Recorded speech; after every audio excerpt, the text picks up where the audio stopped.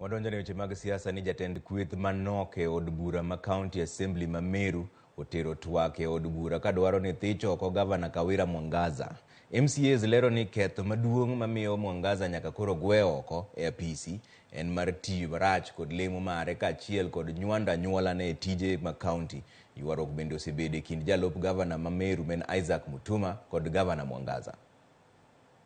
The Assembly resolves to impeach the governor under Article 181 of the Constitution, Section 33 of County Governments Act, and standing order number 65 of the standing orders of the Assembly on the following grounds: the embezzlement of county funds through the governor's sisters, Rose Kinya Gwantai and Miriam Gwantai,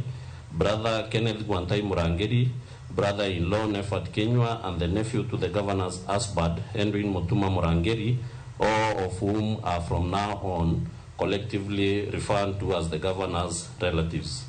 Changing the locks to the deputy governor's office, arbitrary relocation of the deputy governor's office, arbitrary withdrawal of security from the deputy governor's residence, and persistently making demeaning public utterances against other elected leaders despite the same issue featuring prominently in the previous